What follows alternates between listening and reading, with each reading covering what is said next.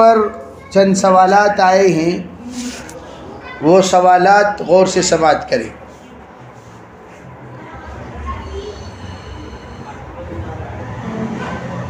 یہاں پوچھتے ہیں کھیکڑا کھا سکتے ہیں؟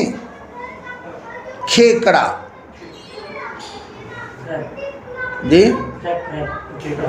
جی دیکھیے، ایک تو یہ ہے ہم لوگ احناف ہیں، احناف کے نزدیک صرف مچھلی جائز ہے۔ اللہ کے رسول علیہ السلام کا ارشاد ہے احل لنا المیتتان، احل لنا المیتتان، احل لنا الدمان۔ ہمیں اللہ نے دو خون کو حلال قرار دیا اور دو مردار کو حلال قرار دیا۔ وہ خون کیا ہیں؟ دو خون، الکبد والطحال، تلی اور کلیجی۔ تلی اور کلیجی دو خون ہیں، یہ دو خون کو اللہ نے حلال قرار دیا، اور دو مردار کو اللہ نے حلال قرار دیا۔ وہ دو مردار کون؟ فرمایا السمک والجراد، السمک والجراد، ٹڈیاں اور مچھلیاں، ٹڈیاں اور مچھلیاں۔ یہ دو چیزیں ہمارے لیے مردار میں حلال ہیں، یہ دو چیزیں ہمارے لیے خون میں حلال ہیں۔ اس حدیث کو مد نظر رکھ کر یہ فرمایا جاتا ہے کہ کسی بھی اعتبار سے مچھلی کے علاوہ کوئی بھی چیز احناف کے یہاں جائز نہیں ہے۔ لیکن یہاں پر ایک چھوٹا سا مسئلہ، وہ کیا؟ ایک ہے علاج، ایک ہے علاج۔ علاج کے لیے چند چیزوں کی اجازت دی گئی ہے، علاج کے لیے چند چیزوں کی اجازت دی گئی ہے۔ اس میں کھیکڑا ہے۔ اگر کسی حکیم نے کہا آپ کھیکڑا کھائیے علاج، اس لیے کہ دیکھو دو چیزیں عام طور پر عموم بلوا میں استعمال ہیں، ایک ہے جھینگا اور ایک ہے کھیکڑا۔ یہ دو چیزیں عام طور پر مستعمل ہیں، مارکیٹ میں یہ چیزیں ملتے بھی ہیں، مارکیٹ میں یہ چیزیں خریدی بھی جاتی ہیں، اس لیے اس کو کبھی کبھار کھانے کو جائز قرار دیا، کراہت کے ساتھ۔ کس کے ساتھ؟ ہمیشہ نہیں، کراہت کے ساتھ آپ کبھی کبھار اس کو کھا سکتے ہیں، کھانے کی اجازت ہے، لیکن بہتر یہ ہے کہ وہ نہ کھائیں۔ بہتر یہ ہے اگر کسی نے آپ کو ایڈوائز نہیں کیا، کسی نے بھئی اس کے علاوہ دیگر چیزوں پر بھی علاج ہو سکتا ہے تو وہ کھا لیا کریں۔ لیکن دیگر ائمہ میں حضرت امام شافعی رحمۃ اللہ علیہ یہ تو ہر چیز کو کھانے کی اجازت دیتے ہیں۔ امام مالک یہ فرماتے ہیں دیکھیے سمندری انسان، سمندری خنزیر، سمندری کتا، اس کے علاوہ بقیہ تمام چیزیں کھا سکتے ہیں۔ جتنے جانور آپ کو خشکی میں ہیں وہ تمام جانور سمندر میں ہیں۔ جیسے یہاں بھی ہاتھی ہے، سمندر میں ہاتھی ہے۔ سمندر میں وہ تمام چیزیں موجود ہیں جو چیزیں خشکی میں ہیں۔ بہت ساری چیزوں کو ہم نے نہ جانا نہ پہچانا سمندر میں بہت، اس لیے کہ سمندر کی جو دنیا ہے وہ 80% ہے، ہم جو ہیں وہ 20% ہیں، سمندر تو 80% ہے۔ تو اس لیے سمندر کے اعتبار سے شوافی نے اس کو اوپن قرار دیا، لیکن ہم نے کہا ہے کہ سمندر میں ہر چیز اوپن نہیں ہے، سمندر میں صرف مچھلی کی اجازت ہے۔ یہ عمرہ میں چہرے پر کچھ نہیں لگنا بولتے ہیں، تو کیا چہرے پر چشمہ لگا سکتے ہیں؟ دیکھو یہاں کچھ نہیں لگنا بولے تو کپڑا نہیں لگنا، کچھ نہیں لگنا بولتے کیا نہیں لگنا؟ کپڑا نہیں لگنا۔ چشمہ لگتا نہیں، چشمہ لگے رہتا ہے۔ چشمہ یہ جزو چہرہ ہے، چشمہ کیا ہے؟ جزو چہرہ ہے۔ بعض لوگوں کا چہرہ چشمے ہی سے پہچانا جاتا ہے، گویا بے آنکھ کا ایک جز ہو گیا۔ جیسے میں نے کہا علاج کے لیے تو آنکھ میں جو چشمہ لگاتے ہیں وہ شو کے لگاتے ہیں، علاج کے لگاتے ہیں، علاج کے طور پر لگاتے ہیں۔ تو آپ مجبور ہیں، ورنہ آپ کعبۃ اللہ کو جانے کی، صفا مروہ کو جانے کی کیا پتہ چلے گا؟ آپ جس کے ہاتھ پکڑے ہوئے وہ آپ کی بیوی ہے یا کوئی اور ہے، آپ کیسا پتہ چلے گا؟ ارے چشمہ نہیں رہے گا، بعض لوگوں کو کچھ بھی نظر نہیں آتا تو گڑبڑ ہو جائے گی کہ نہیں ہو جائے گا؟ تو اس لیے چشمہ چھوڑ کر نہ جائیں۔ حضرت کیا بھی پہنا نہیں بولے نا کو چشمہ چھوڑ کر چلے جا، کو کہیں جانے کہیں چلے تو وہ ایک پریشانی۔ تو چشمے کی اجازت ہے، آپ کو چشمہ لگانے میں کوئی حرج نہیں، آپ کو چشمہ لگا کر جانا چاہیے، اسے چھوڑنے کی اجازت نہیں ہے۔ ہاں البتہ کپڑوں کی کور نہیں کرنا چاہیے، وہ کور کرنے سے احتیاط کریں۔ حضرت سلیمان علیہ السلام نے اللہ تعالیٰ سے علم مانگا تھا یا حکمت؟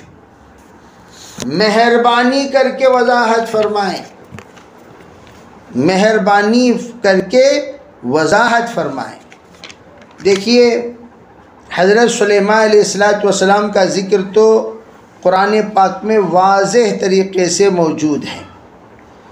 قرآن پاک میں جن انبیاء علیہم السلام کا اللہ تعالیٰ نے ذکر فرمایا، وہاں حضرت سلیمان علیہ السلام کا ذکر ہے۔ چنانچہ دیکھیے اللہ تعالیٰ نے کیا فرمایا سلیمان علیہ السلام کے بارے میں، فرماتے ہیں آتینا داؤد و سلیمان علما۔ یہاں علم کا تذکرہ ہے تو انہوں نے پوچھا کہ علم دیا تھا یا حکمت، اور آپ کو معلوم ہونی چاہیے نبوت جس کو کہتے ہیں وہ علم و حکمت کا دونوں کا سنگم ہے۔ چنانچہ دوسری جگہ پر قرآن پاک میں کیا ہے، یہاں پر علم کا ذکر ہے جہاں سورہ نمل کی آیت نمبر 15 میں، لیکن دوسری جگہ پر فَفَهَّمْنَاهَا سُلَيْمَانَ وَكُلًّا آتَيْنَا حُكْمًا وَعِلْمًا۔ ایک جگہ پر کیا فرمایا؟ حکمًا وعلما۔ ہم نے سلیمان علیہ السلام کو ہم نے خصوصی سمجھ عطا فرمائی۔ فَهَّمْنَاهَا سُلَيْمَانَ، سلیمان علیہ السلام کو خصوصی سمجھ عطا فرمائی۔ کلن کے معنی کیا؟ دونوں کے دونوں، داؤد علیہ السلام، سلیمان علیہ السلام، دونوں کو آتینا حکما و علما، ہم نے حکم بھی عطا کیا۔ حکم سے مراد کیا؟ یعنی قضا کی صلاحیت، فیصلہ کرنے کی صلاحیت، اور فیصلہ جو کرتے ہیں وہ حکمت والے ہی ہوتے ہیں۔ عربی فیصلے کرنے کی صلاحیت بغیر حکمت کے ہو جائے گی، اور کیسا فیصلہ کرنا اس کا علم بھی اللہ نے عطا فرمایا۔ سے کہتے ہیں یہ علم سے مراد علم نبوت ہے۔ تو یہاں پر اور پھر کیا کہا؟ اللہ تعالیٰ نے دیگر تمام چیزیں سلیمان علیہ السلام کو سکھائی ہیں۔ تو یہ ان تمام جگہوں پر حضرت سلیمان علیہ السلام کو اور حضرت داؤد علیہ السلام کو اللہ نے علم بھی عطا فرمایا۔ چنانچہ حضرت سلیمان علیہ السلام کو کیا کیا عطا فرمایا اس کا اور ایک جگہ پر ذکر ہے، وَوَرِثَ سُلَيْمَانُ دَاوُودَ، سلیمان علیہ السلام داؤد علیہ السلام کے وارث بنے۔ یعنی داؤد علیہ السلام سب سے پہلے نبی اور بادشاہ دونوں مل کر اگر کوئی ہوئے، سب سے پہلے کون ہوئے؟ داؤد علیہ السلام، نبی بھی اور بادشاہ بھی۔ تو حضرت سلیمان علیہ السلام بھی نبی اور بادشاہ دونوں تھے۔ تو فرماتے ہیں سلیمان علیہ السلام وارث بنے داؤد علیہ السلام کے۔ وقال، اور کیا کہا؟ یا ایہا الناس، اے لوگو، علمنا منطق الطیر، ہمیں سکھایا گیا ہے پرندوں کی زبان، وَأُوتِينَا مِن كُلِّ شَيْءٍ، اور ہمیں ہر چیز جو بھی نعمتیں ہیں سب عطا کی گئی ہیں۔ إِنَّ هَذَا لَهُوَ الْفَضْلُ الْمُبِينُ، یہ تو اللہ تعالیٰ کا ہم پر بہت بڑا فضل ہے۔ یہاں پر تو اللہ کا یعنی پتہ چلا جو اللہ کا فضل ہے اللہ تعالیٰ نے وہ سب عطا فرمایا حضرت سلیمان اور حضرت داؤد علیہ السلام کو۔ الغرض میں یہ بتانا چاہتا ہوں، یہ جو سوال ہے علم مانگا تھا یا حکمت اللہ تعالیٰ سے بھئی جب بھی حضرت سلیمان علیہ السلام نے مانگا ہے وہ دونوں چیزیں مانگی ہیں اور دونوں چیزیں اللہ نے عطا فرمائی سلیمان علیہ السلام کو۔ اسی لیے دیکھیے داؤد علیہ السلام سلیمان علیہ السلام کا ذکر فرماتے ہوئے کیا کہا، یوں کہا وَدَاوُودَ وَسُلَيْمَانَ اِذْ يَحْكُمَانِ فِي الْحَرْثِ۔ دیکھیے دونوں وَدَاوُودَ وَسُلَيْمَانَ اِذْ يَحْكُمَانِ فِي الْحَرْثِ، کیا مطلب، جب یہ دونوں کے دونوں فیصلہ کیے کھیتی کے بارے میں تو پتہ چلا کہ دونوں کے دونوں کو اللہ تعالیٰ نے سب کچھ عطا فرمایا تھا۔ الغرض حضرت سلیمان علیہ السلام کی بھی دعا، حضرت داؤد علیہ السلام کی بھی دعا، دونوں کی دعا اللہ نے نصیب فرما کر یہ بلکہ یوں سمجھیے کہ حضرت داؤد علیہ السلام نے اپنی زندگی میں جو کچھ دعائیں مانگ کر اللہ تعالیٰ سے جو کچھ حاصل کیا اس کا یہاں پر ذکر ہے۔ وَلَقَدْ آتَيْنَا دَاوُودَ وَسُلَيْمَانَ عِلْمًا، پھر وَقَالَ، دونوں کہنے لگے، کیا کہنے لگے، الحمدللہ الذی فضلنا علی کثیر من عبادہ المؤمنین۔ دونوں نے کیا کہا، تمام تعریفیں اس پروردگار کے لیے جس نے ہمیں فضیلت بخشی تمام اپنے بندوں پر جو بھی مؤمن ہیں، یعنی تمام مومن بندوں پر اللہ نے ہمیں فضیلت بخشی ہے۔ یہ تمام جتنی بھی آیتیں پڑھی گئیں یہ سب کے سب سورہ نمل کی آیتیں ہیں۔ بہرحال اللہ تعالیٰ نے حضرت داؤد اور حضرت سلیمان دونوں کو اپنے انبیاء علیہم السلام کو جتنی استعداد اور صلاحیت ہونی چاہیے وہ تمام استعداد اور صلاحیت اللہ نے الحمدللہ عطا فرمایا۔ تو یہ ہے اصل منشا۔ جی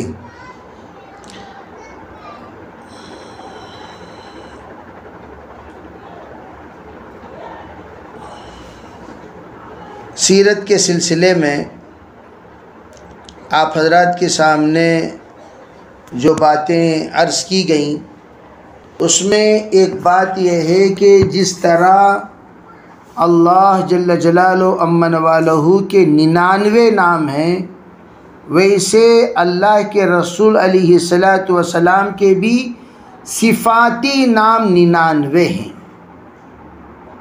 دیکھو یہ کہ اللہ کے ذاتی نام اور یہ کہ اللہ کے صفاتی نام، تو یہاں پر اللہ جل جلالہ امن والہ کی جو ذاتی نام ہیں ان ذاتی نام کے ساتھ اللہ کے صفاتی نام بھی ہیں، صفاتی نام۔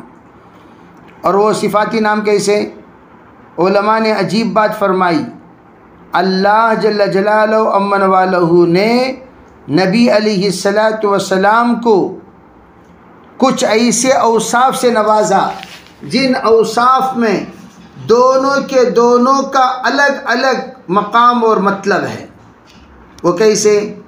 پہلی بات دیکھو، اللہ تعالی ہادی ہے، اللہ تعالی ہادی، اور نبی علیہ السلام بھی ہادی ہیں، دونوں ہادی ہیں، لیکن اللہ ہادی ہیں الف لام کے ساتھ، الہادی۔ نبی علیہ السلام ہادی ہیں ہادیون، الہادی نہیں ہادیون۔ اللہ کا نام بھی الہادی ہے اور نبی کا نام بھی ہادیون ہے، النی۔ اب سوال پیدا ہوا، ارے بھئی دونوں جب ہادی ہیں دونوں کا مطلب کیا ہے؟ پھر تو ایک ہی کام میں دونوں شریک ہوئے۔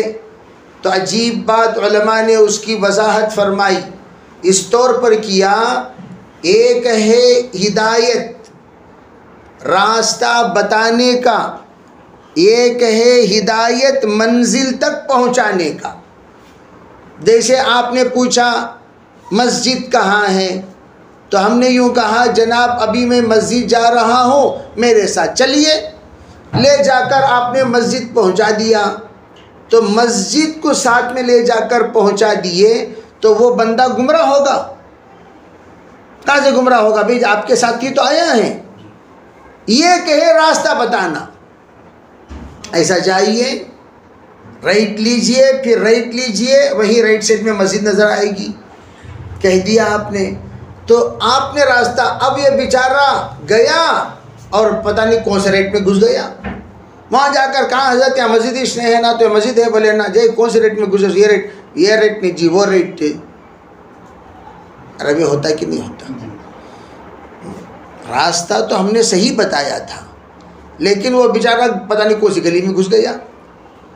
تو اب یہاں پر اللہ نے قرآن میں جو کہا، حضرت خواجہ ابو طالب کو جس وقت نبی علیہ السلام سمجھاتے رہے آخر میں کہہ دیا کان میں ایک مرتبہ کلمہ پڑھ دیجئے، بس اتنی بات پر میں اللہ سے شفاعت فرما کر آپ کو آگے بڑھا دوں گا. لیکن اختار النار علی العار، سیرت کی کتابوں میں لکھا ہے انہوں نے آر کو اختیار کر لیا نار کے مقابلے میں. نار جہنم کو کہتے، جہنم آر، لوگ آر دیں گے. دیکھو خواجہ ابو طالب اپنے باپ داداؤں کے دین چھوڑ کر انتقال ہو گئے، آخری وقت میں ان کی بات مان لی ہے، ان کی بات مان لی، اطراف کھڑے ہوئے. جیسے کہ آج بھی لوگوں کو جب کہا جاتا ہے کسی سنت پر عمل کرو، لوگاں کیا بولیں گے، لوگاں کیا بولیں، لوگوں کی ایسی کی تیسی، لوگاں کیا بولیں گے، لوگوں کے واسطے جیریں گے جی. عربی ہمارا جینا لوگوں کے واسطے ہے. لوگاں کیا بولیں گے، میرے خبر میں کیا لوگ آ کر سونے والے ہیں. عربی حشر کے میدان میں کیا لوگ میرا جواب دیں گے. اس وقت سب سے بڑا لوگوں کے دماغوں میں یہ بات ہے، لوگ کیا کہیں گے، لوگ کیا کہیں گے، لوگ کیا کہیں گے، لوگ کیا کہیں گے. یہی خواجہ عبد المطلب کے دماغ میں بھی تھا، لوگ کیا کہیں گے، جس کی وجہ سے انہوں نے کیا کر دیا، جہنم کو اختیار کر لیا، اپنے عار کو چھوڑنے کو تیار نہیں ہوئے. تو اللہ تعالیٰ نے آیت نازل فرمائی آپ علیہ السلام پر، اِنَّكَ لَا تَهْدِي مَنْ أَحْبَبْتَ وَلَكِنَّ اللَّهَ يَهْدِي مَن يَشَاءُ. آپ جس کو چاہتے ہیں ہدایت نہیں دے سکتے، اللہ جس کو چاہتا ہے اللہ ہدایت دے سکتا ہے. کیا مطلب ہوا؟ مطلب یہ ہے کہ آپ کا کام نصیحت کرنے کا، نصیحت کردہ لے کیا ہو کر دی، آپ کا کام ہو گیا. آپ کا کام کیا، راستہ بتانا، راستہ بتائی، جی ہاں آپ کا کام ہو گیا. آپ کا کام کیا، رہبری کرنا، رہبری کر دی، آپ کا کام ہو گیا. آپ کا کام اس سے زیادہ نہیں ہے. آپ کا کام رہبری کرنا، راستہ بتانا، نصیحت کرنا اور آپ ان کے حق میں دعائیں کرنا، یہ آپ کا کام ہے. آپ اپنا کام کر دیے. اِنَّكَ لَا تَهْدِي مَنْ أَحْبَبْتَ، جس کو آپ چاہتے ہیں اسے آپ جنتی نہیں بنا سکتے. ترجمہ اس کا یہ ہے، آپ جس کو چاہتے ہیں آپ ان کو جنتی نہیں بنا سکتے. وَلَكِنَّ اللَّهَ يَهْدِي مَن يَشَاءُ، اللہ جس کو چاہتا ہے جنتی بنائے گا. یہ ایسا بہترین ترجمہ، حالانکہ اس میں ہدایت کا حقیقی معنی کا ذکر ہوا ہے. حقیقی معنی کا ذکر، اللہ جس کو چاہتے ہیں اس کو جنت تک پہنچائیں گے. پتہ چلا کہ بھئی ایک تو محنت ہے، ایک ہدایت ہے. اسے بولتے نہیں بھئی محنت کرنا ہمارا کام، ہدایت دینا. یہ جو جملہ استعمال ہوتا ہے اس کا مطلب کیا، بے کوشش ہم کریں گے، محنت ہم کریں. حالانکہ یہ بھی ہدایت ہے، محنت کرنا بھی ہدایت. لیکن آگے کیا کہتے ہیں، بے بقیہ جنت تک پہنچانے کی ذمہ داری وہ کس کی، اللہ تعالی ہمیں عمل کی توفیق عطا فرمائے. درود شریف اللهم لك الحمد ولك الشكر. اللهم صل على سيدنا محمد وعلى ال سيدنا محمد وبارك وسلم. اللهم تقبل منا ما كان صالحا وسعنا ما كان فاسدا. اللهم فقهنا في الدين وعلمنا القرآن الحكيم. اللهم فقهنا في الدين وعلمنا القرآن الحكيم. اللهم فقهنا في الدين وعلمنا القرآن الحكيم. اللهم نسألك من خير ما سألك منه نبيك وحبيبك محمد صلى الله عليه وسلم، ونعوذ بك من شر ما استعاذك منه نبيك وحبيبك محمد صلى الله عليه وسلم، وأنت المستعان وعليك البلاغ. لا حول ولا قوة إلا بالله. سبحان ربك رب العزة عما يصفون وسلام على المرسلين والحمد لله.